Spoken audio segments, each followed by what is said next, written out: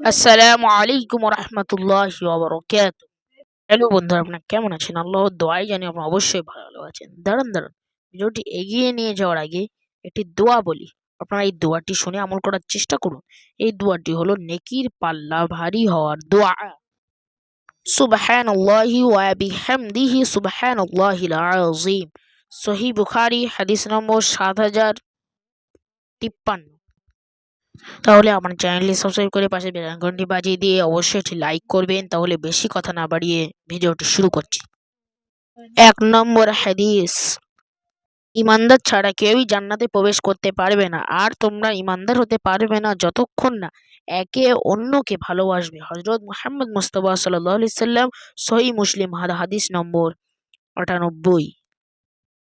2 নম্বর হাদিস, মৃত্যুর পর যাদের মাথা পাথর দিয়ে ভেঙে চুরমার করা হবে তারা হলো ওই হতভাগা যারা ফরজ নামাজ না পড়ে ঘুমিয়ে থাকে।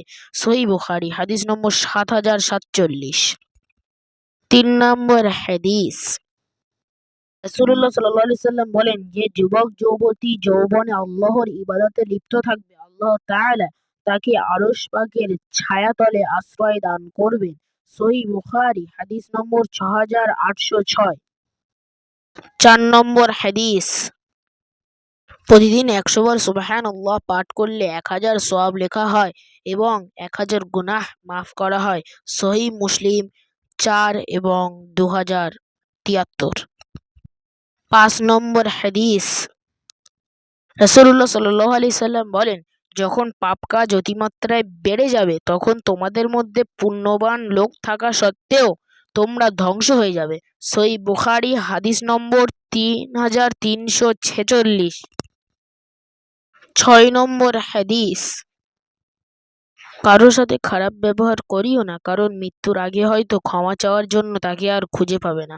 হযরতে ওমর ফারুক রাদিয়াল্লাহু তাআলা আনহু।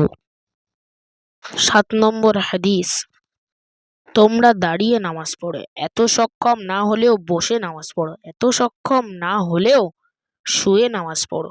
সহিহ বুখারী হাদিস নম্বর 1066।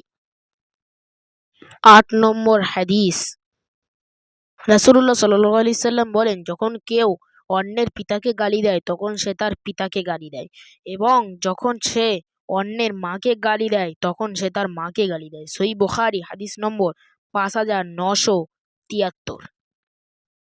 9 নম্বর হাদিস, জাহান্নামের আগুন নিভানোর জন্য আল্লাহ তাআলার ভয়ে এক ফোঁটা অশ্রুই যথেষ্ট। হযরত মুহাম্মদ মুস্তাফা সাল্লাল্লাহু আলাইহি ওয়াসাল্লাম। 10 নম্বর হাদিস, জেনে রাখো, তোমার পরিদের সিজদার বিনিময়ে আল্লাহ তোমার একটি মর্যাদা বৃদ্ধি করবেন এবং একটি গুনাহ মিটিয়ে দিবেন। হযরত মুহাম্মদ সাল্লাল্লাহু আলাইহি ওয়াসাল্লাম, মুসনাদে আহমদ হাদিস নম্বর 22220।